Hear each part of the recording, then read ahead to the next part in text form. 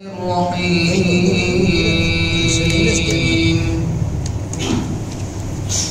من كان يريد العاجلة عجلنا له فيها ما نشاء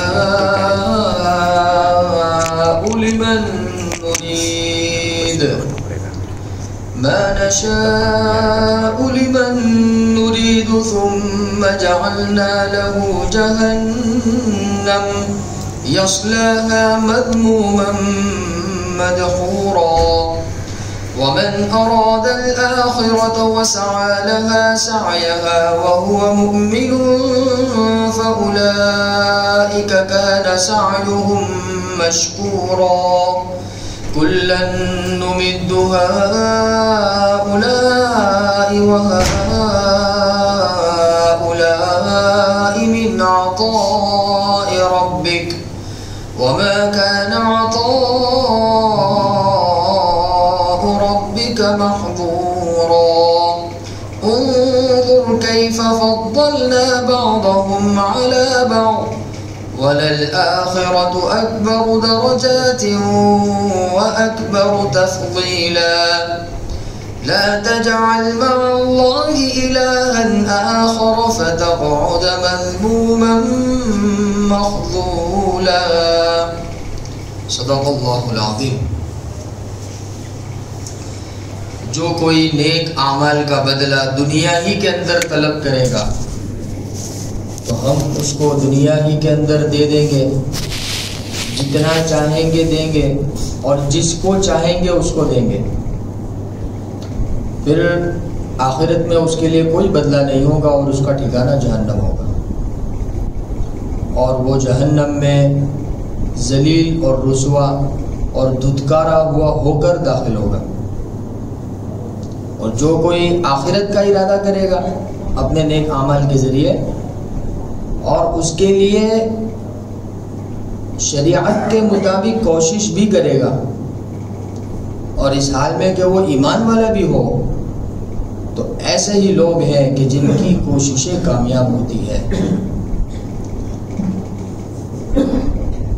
ویسے تو دنیاوی ساز و سامان تو ان کو بھی ہم دیتے ہیں اور ان کو بھی دیتے ہیں کہ آپ کے پروردگار کی عطا سب کے لیے برابر ہے، اور آپ کے پروردگار کی جانب سے دی جانے والی نعمت یہ کسی پر محدود نہیں ہے۔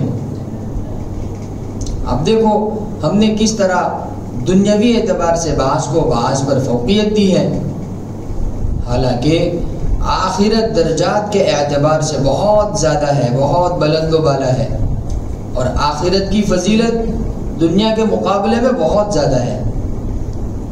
لہذا آپ اپنے پروردگار کے ساتھ کوئی دوسرا معبود مت بنائیے، ورنہ تو آپ ذلیل اور رسوا ہو کر شرمندہ ہو جاؤ گے۔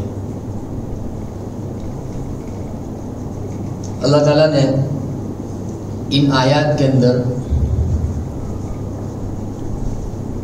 اخلاص نیت یعنی نیک عمل کرنے میں نیت کا خالص ہونا اس کو بیان فرمایا اللہ رب العزت کہ ایمان والا جو بھی عمل کرے تو اس عمل کے اندر اس کی نیت کیا ہونی چاہیے، اس کا ارادہ کیا ہونا چاہیے، وہ عمل کرنے سے کیا چاہتا ہے۔ جیسے ایک بندے نے نماز پڑھی تو اس کی نماز کی نیت کیا ہے، ایک بندے نے صدقہ کیا اس کے صدقے کی نیت کیا ہے، ایک بندے نے کوئی بھی اچھا کام کیا تو اس اچھے کام کے کرنے کے پیچھے اس کا ارادہ کیا ہے، ایک بات ہے۔ دوسری بات یہ ہے کہ آدمی اگر بغیر نیت کے کوئی عمل کرتا ہے تو اس کا ڈبل نقصان ہے۔ ایک تو عمل کیا اس نے، جد و جہد کی، کوشش کی، محنت کی، پیسہ خرچ کیا، وقت اس کے پیچھے لگایا،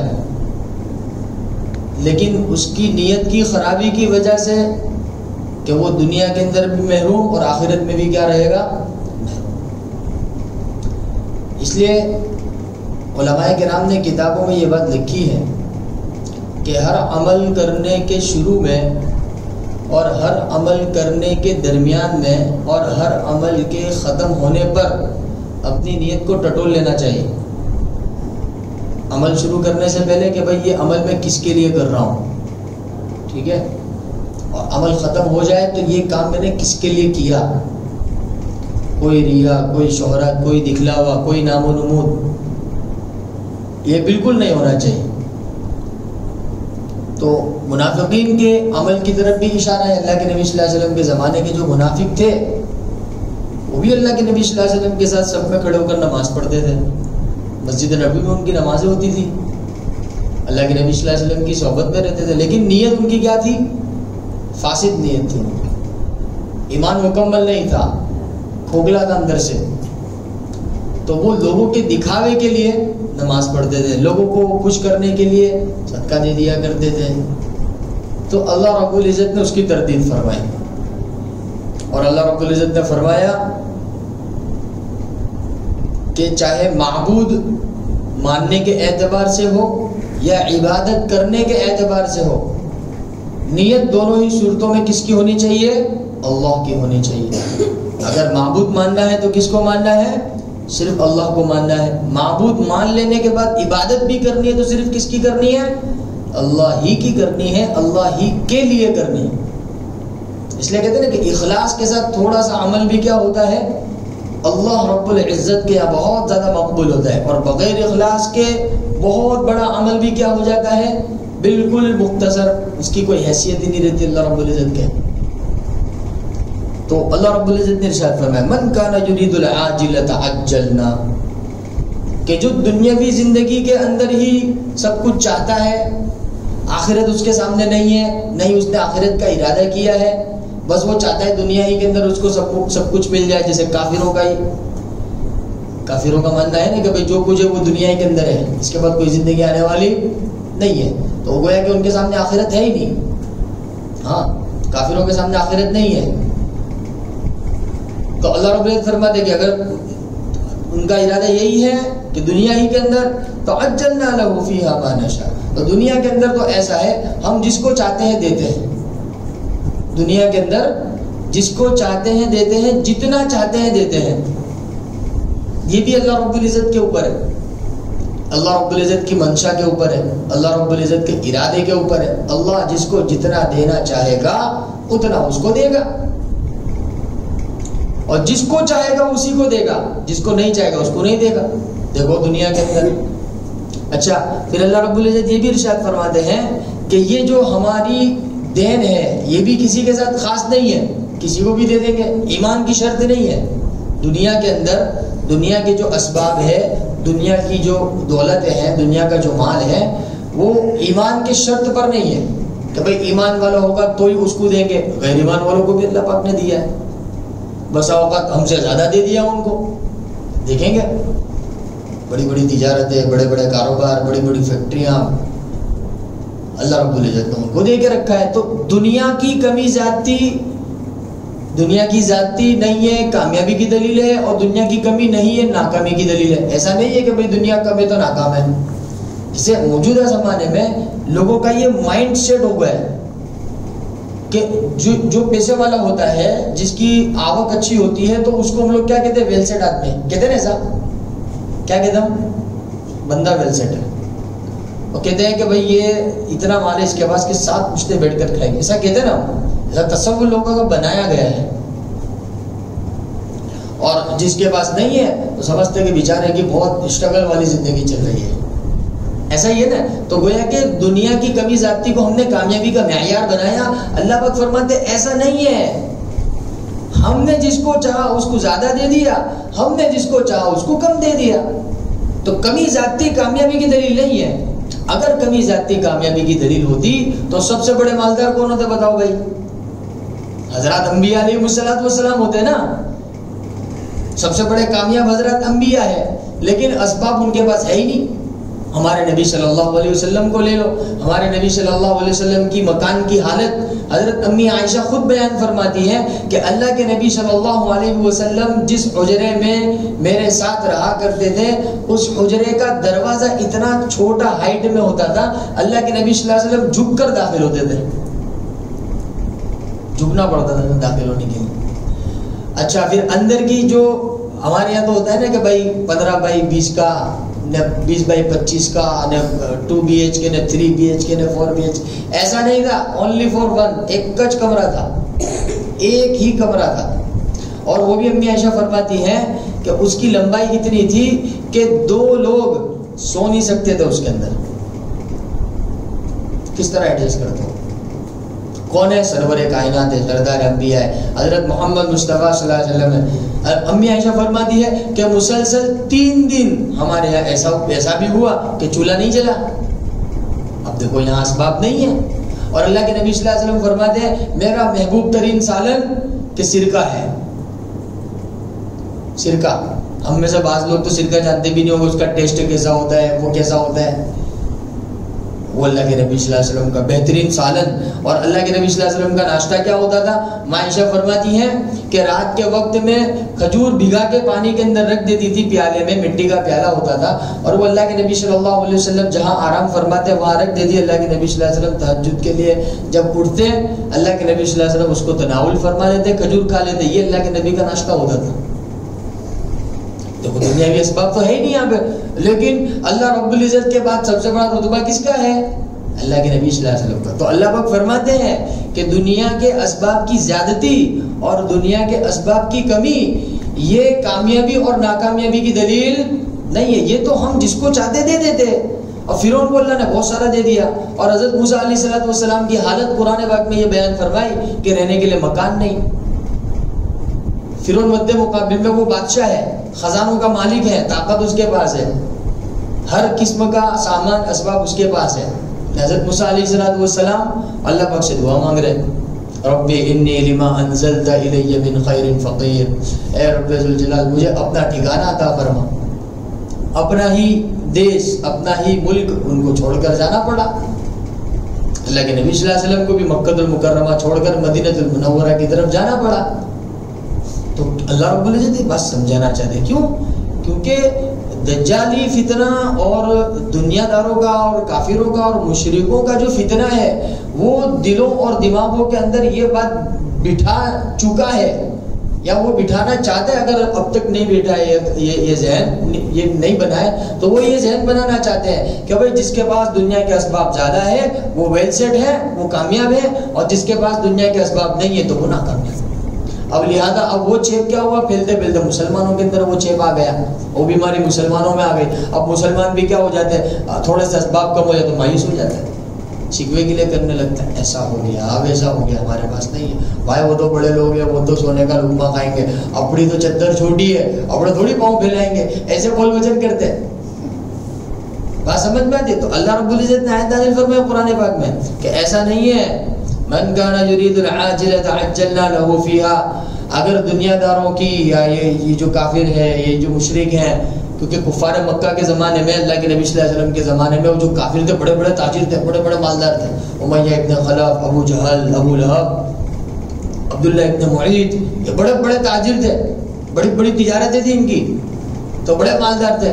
اللہ پاک نے کہا کہ جس کی دنیا ہی زندگی کے اندر اسباب کو حاصل کرنے کی نیت ہے نہ وہ وہی کرنا چاہتا ہے، تو ہم جس کو چاہیں گے دے دیں گے۔ ثم جعلنا له جہنم، پھر آخرت میں اس کا کوئی حساب ڈائریکٹ جہنم، اس کو کچھ ملے گا نہیں، کیونکہ اس کو تو دنیا میں ہی چاہیے تھا تو اس کو دنیا میں دے دیا۔ اس لیے کافروں کے لیے اللہ کے نبی نے کیا فرمایا، الدنیا سجن المؤمن وجنت الکافر، کہ دنیا ایمان والے کے لیے تو قید خانہ ہے لیکن کافر کے لیے کیا ہے، جنت ہے۔ لہذا کافر یا خوش رہے گا، اس کے لیے دنیا ہی کے اندر ہے جو کچھ ہے، آخرت میں کافر کے لیے کچھ بھی بولو نا بھائی، کچھ بھی نہیں ہے، وہ تو سیدھا کہاں جائے گا، جہنم۔ تو اللہ کا احسان ہے، اللہ کا کرم ہے، اللہ رب العزت نے دنیا کے اندر ہمیں ایمان کی دولت سے نوازا، آخرت میں اس کا بدلہ تو ملے گا ہی ملے گا۔ پھر بسا اوقات اللہ کے نبی صلی اللہ علیہ وسلم کی سنتوں پر، شریعت پر عمل کرنے کی وجہ سے زندگی کا سکون بھی مل جاتا ہے۔ پھر آدمی حلال اسباب اختیار کرتا ہے تو اللہ مال بھی دے دیتا ہے، دیا اللہ رب العزت نے مال، مثالیں ہمارے سامنے۔ پھر جو بندہ اللہ کے راستے میں خرچ کرتا ہے، اللہ کے نام پر لگاتا ہے، پھر اللہ نے قرآن پاک میں اعلان کیا تم 1 لگاؤ ہم تم کو 1000 دیں گے، بے حساب دیں گے۔ پھر ایک جگہ فرمایا بغیر حساب، بغیر حساب کتاب کے دیں گے۔ لہذا ہمارے سامنے جن جن لوگوں نے اللہ کے نام پر لگایا، اللہ کے راستے میں خرچ کیا، آج اللہ رب العزت نے ان کو اتنا دیا کہ وہ اپنی زندگی پہ بھی خرچ کر رہے اور دوسروں کے لیے بھی کیا بن رہے، خیر کا ذریعہ بن رہے۔ دیکھو بڑی بڑی دین کی بہت ساری سنستھائیں چلتی ہے، بہت سارے یہ پیسوں سے تو سب چل رہی ہے نا، بغیر پیسے کے تو دنیا کے اندر تصور نہیں ہو سکتا نا کسی چیز کا. ہاں نیت اس کے اندر کس کی ہونی چاہیے؟ اللہ کو خوش کرنے کی. تو پھر اللہ رب العزت کیا کر دیتا ہے؟ راستے آسان کر دیتا ہے، کھول دیتا ہے. تو دو باتیں، ایک کافروں کے لیے ایک مسلمانوں کے لیے. کافروں کے لیے بھائی تمہارے کو دنیا کے اندر چیز جاؤ لے لو، دنیا کے آخرت میں تم کو کچھ بھی نہیں ملے.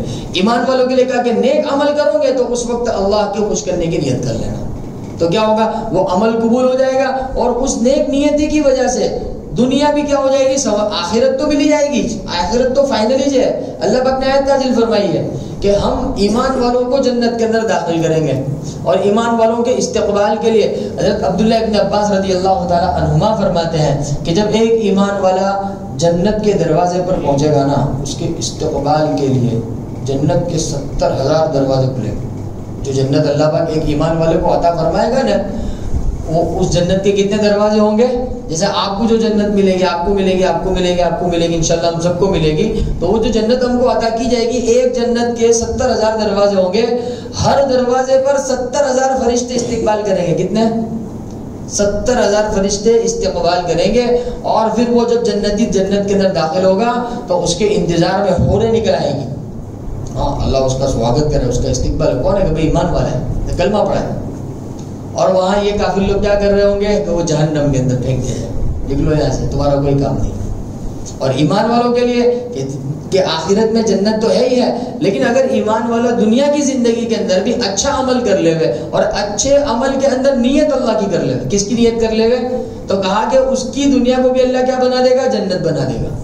تو اللہ پاک نے وہی فرمایا کہ من کانا یرید العاجلۃ عجلنا له فیہا ما نشاء لمن نرید، جس کو چاہیں گے دے دیں گے. ثم جعلنا له جہنم، پھر جب دنیا ہی کا ارادہ کیا ہے تو پھر جہنم اس کا ٹھکانہ ہوگا. یصلاھا مذموما مدحورا. اللہ پاک فرماتے جہنم کے اندر بھی ایسا نہیں کہ چلو ڈال دیا گیا. ایک تو ہوتا ہے نا کسی کو مارنا، اور ایک ہوتا ہے کسی کو مار کر دھتکار کر ذلیل اور رسوا کر کے بھگانا. ایسا ہوتا ہے نا بھائی، ایک تو آپ نے کسی کو بھگاتے چلو نکلو یہاں سے، اور ایک اس کو ذلیل کیا، اس کو رسوا کیا، اور پھر اس کو ڈانٹ ڈپٹ کر کے نکالا. تو وہ اس کے لیے دوہرا عذاب ہوگا نا. اس کے دل کو ٹھیس پہنچے گی، اس کا ایگو ہٹ ہوگا، میرے کو رسوا کر دیا، میری بے عزتی کر دی. تو ایسے ہی کافروں کو قیامت کے دن سب کے سامنے ذلیل کیا جائے گا. اللہ پاک فرماتے یصلاھا مذموما، ان کو ذلیل کیا جائے گا. مدحورا، اس کو دھتکارا جائے گا. جیسے شیطان کو اللہ پاک نے دھتکار دیا نا، ایسا قیامت کے دن کافروں کو دھتکارا جائے گا. اللہ کا احسان ہے، اللہ پاک نے آپ کو یہ عذاب سے بچا لیا. اللہ کرے ہم کو کلمہ والی موت نصیب ہو جاوے. تو یصلاھا مذموما مدحورا. اب اللہ رب العزت نے ایمان والوں کو مخاطب خطاب کیا کہ من اراد الاخرۃ، اور جو نیت کر لے آخرت میں کامیابی کی، وسعى لها سعيها، اور پھر نیت کرنے کے بعد عمل کی کوشش بھی کرے. صرف نیت بھی کافی نہیں. آدمی نے نیت کر لی چلو صبح کی نماز پڑھ لیں گے، اب اٹھائے نہیں صبح میں، چلو ظہر کی نماز پڑھ لیں گے، ظہر پڑھ کی نماز پڑھنے ہی نہیں گیا، تو پھر وہ نیت کا بھی فائدہ نہیں ہوگا. وہ نیت کے ساتھ ساتھ اس عمل کی کوشش. لہذا صبح کی نماز کیا جب اس نے ارادہ کیا، اب اس کے اسباب اختیار کریں. صبح میں اٹھنے کے سب سے پہلا سبب کیا ہے کہ رات کو جلدی سو جائے. بھائی صبح میں اگر کسی کو جلدی اٹھنا ہے تو سب سے پہلا کیا ہے؟ الارم نہیں رکھنے کا، جلدی سو جانے کا. کیا کرنے کا؟ ہمارے یہاں تو کیا ہوتا ہے 3 بجے سوئیں گے الارم رکھ کے، 3 بجے سوئیں گے یا 2 بجے سوئیں گے. اب ظاہر سی بات ہے، اب آدمی 2 بجے 3 بجے سوئے گا اور بالکل صبح کے وقت جب الارم بجے گا تو اس وقت تو حضرت والا حضور اعلیٰ کی جو نیند ہوگی وہ شدت والی ہوگی. تو الارم بجتے ہی کیا ہو جائے گا؟ بند ہو جائے گا، خود بند کر دیں گے. حضرت ڈسٹرب ہو رہا ہے نا، پھر وہ شیطان اٹھنے نہیں دے گا. تو اللہ پاک فرماتے ہیں کہ ومن اراد الاخرہ، اور جس نے آخرت کا ارادہ کیا، وسعى لها سعيها، یہ اس کا مطلب کہ نیت کرنے کے بعد عمل کی کوشش بھی کی اس نے. وسعى مطلب کوشش کی اس نے، خالی نیت نہیں کہ کوشش بھی کی، وہ عمل کرنے کی کوشش کی، اسباب اختیار کیے اس کے. اور پھر فرمایا سعيها، اور کوشش بھی کون سی کوشش کی؟ جو اللہ کے نبی صلی اللہ علیہ وسلم سے منقول ہے، سنت کے مطابق. ایک کوشش ہوتی ہے اپنی طرف سے کوشش کر لینا، اور ایک وہ کوشش کرنا اس طریقے پہ کوشش کرنا جو اللہ کے نبی صلی اللہ علیہ وسلم نے کوشش کی ہے، جو صحابہ کرام نے کوشش کر کے بتائی ہے. تو اللہ کے نبی نے فرمایا، جیسے میں تو فار ایگزامپل کہہ رہا ہوں صبح کی نماز کا، اللہ کے نبی نے فرمایا عشاء کے بعد جلدی سو جاؤ. یہ کیوں فرمایا اللہ کے نبی صلی اللہ علیہ وسلم نے؟ یہ کوشش تھی صبح میں جلدی اٹھنے کی، یہ کوشش تھی تہجد میں جلدی اٹھنے کی، تو یہ اللہ کے نبی صلی اللہ علیہ وسلم والی کوشش ہے۔ تو تین باتیں ہو گئی نا، ایک تو یہ کہ ارادہ کرے، ارادہ کرنے کے بعد اس کی کوشش کرے، اور تیسرا یہ کہ وہ کوشش بھی سنت کے مطابق ہونی چاہیے، وہ کوشش بھی کس کے مطابق ہونی چاہیے؟ سنت کے مطابق ہونی چاہیے۔ اور چوتھی چیز اللہ پاک نے ارشاد فرمائی جو فائنل ہے وہ ہو مؤمن، اور وہ ایمان والا بھی ہو۔ تو یہ چار شرطیں بتائیں، کسی بھی نیک عمل کے قبول ہونے کی کتنی شرطیں ہیں؟ چار شرطیں۔ سب سے پہلے جیسے آدمی نماز پڑھ رہا ہے تو نماز کے اندر چار شرطیں ہیں، قرآن پاک کی تلاوت کر رہا ہے نیک عمل ہے، آدمی سلام کر رہا ہے نیک عمل ہے، آدمی صدقہ کر رہا ہے نیک عمل ہے، ماں باپ کی خدمت کر رہا ہے نیک عمل ہے، آدمی لوگوں پہ خرچ کر رہا ہے نیک عمل ہے۔ جتنے بھی نیک عمل ہے، ہر نیک عمل کے لیے چار شرطیں اللہ رب العزت نے یہاں بیان فرمائی کہ وہ چار شرطیں پائی جائے گی تو وہ عمل قبول ہو جائے گا۔ اس میں سب سے پہلی شرط کیا؟ نیت۔ دیکھو نیت بھی نماز کے اندر نیت کیا ہے؟ اگر بغیر نیت کے آدمی آ گیا دوڑتا یا بسا اوقات امام صاحب نماز پڑھا رہے ہوتے ہیں اور وہ رکوع میں چلے جاتے تو اس کے بعد تو دھڑا دھڑ آواز آتی ہے پیچھے سے،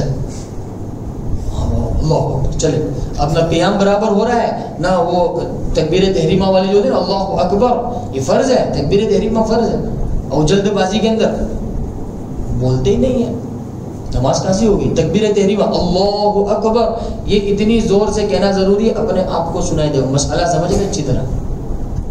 کون سی تکبیر؟ نماز شروع کرنے والی جو تکبیر ہوتی ہے نا وہ اتنی زور سے کہنا فرض ہے کہ کس کو سنائی دے ہوئے؟ اپنے آپ کو سنائی دے ہوئے، اتنی زور سے کہنا فرض ہے۔ اب دیکھو جن ساتھیوں کی رکعت چھوٹتی ہے وہ آتے ہیں جلد بازی میں، کتنی بے احتیاطی ہوتی ہے اس میں بتاؤ، ہوتی ہے نا بھائی؟ اچھا پھر اللہ اکبر کہہ کے ایک تو اولن تو اللہ اکبر کہتے ہی نہیں ہے، اچھا پھر کہتے بھی ہیں تو اتنی دیر تک قیام میں رکتے نہیں ہیں جتنی دیر 3 مرتبہ سبحان اللہ کہنے میں ہوتی ہے، یہ بھی فرض ہے، واجب ہے، کرنا پڑے گا، یہ قیام ہوا ہی نہیں تمہارا، جب قیام ہی نہیں ہوا تو نماز کیسی ہوگی؟ پھر مسئلہ ہو جائے گا نا۔ تو وہی صحیح کرنی ہے، کوشش کرنی ہے، سنت کے مطابق کرنی ہے، کس کے مطابق کرنی ہے؟ سنت کے مطابق کرنی ہے۔ تو نیت بھی ضروری ہے، نیت کرے کہ بھائی میں یہ میں نماز پڑھ رہا ہوں، امام کے پیچھے پڑھ رہا ہوں، یہ نیت ہے۔ تو بہرحال نیت ہونی چاہیے کوئی بھی نیک عمل کی۔ اور پھر دوسرے نمبر پہ کیا فرمایا؟ کوشش، اس کی کوشش۔ تیسرے نمبر پہ کیا فرمایا؟ اس کوشش کا سنت کے مطابق ہونا۔ اور چوتھا کیا کہ ایمان کی حالت میں ہونا۔ پتا چلا کہ بغیر ایمان کے آدمی کا کوئی بھی عمل مقبول ہی نہیں ہے۔ اس لیے دیکھو بہت سارے کافر ہیں کہ ایمان نہیں ہے ان کے پاس لیکن سخی بہت ہے، خرچ بہت کر رہے ہیں، بیماروں کا علاج کر رہے ہیں، یہ کر رہے وہ کر رہے، یہ سنستھا کھول رہے وہ سنستھا کھول رہے، تو ان کا بدلہ ان کو دنیا کے اندر دے دیا ہے، وہ بھی اللہ چاہے گا تو دے گا۔ آخرت میں ان کے لیے کچھ بھی نہیں ہے، 0/0، کچھ بھی نہیں ہے، انڈا ہے، کچھ بھی نہیں ملے گا ان کو آخرت میں جو بھی ہے یہاں پہ۔ ہاں آخرت میں چاہیے لا الہ الا اللہ محمد الرسول اللہ، یہ کلمہ پڑھ لو، آخرت میں مل جائے گا۔ بس سمجھ میں؟ تو یہ اللہ رب العزت نے آیت نازل فرمائی ہمارے سبق کے لیے۔ اللہ پاک نے فرمایا وَمَنْ أَرَادَ الْآخِرَةَ، اور جس کی نیت آخرت میں بدلہ پانے کی ہو، وَسَعَى، اور لہا، اور اس نے اس کے لیے کوشش بھی کی، وَسَعْيَهَا، اور وہ کوشش اس کی کس کے مطابق تھی؟ سنت شریعت کے مطابق تھی، وَهُوَ مُؤْمِنٌ، اور وہ ایمان والا بھی ہے، فَأُولَئِكَ كَانَ سَعْيُهُمْ مَشْكُورًا، یہی تو وہ لوگ ہیں جن کی کوشش کیا ہو گئی؟ کامیاب ہو گئی، اور وہ کامیاب ہو گئے، کامران ہو گئے۔ پھر اللہ پاک فرماتے ہیں ورنہ تو کلن نمد ہؤلاء وہؤلاء، یہ لوگ اور وہ لوگ، یعنی ایمان والے اور غیر ایمان والے۔ غیر ایمان والے کون؟ جن کو دنیا کے اندر سب کچھ چاہیے، اور ایمان والے کون؟ جن کی نیت آخرت کی ہے۔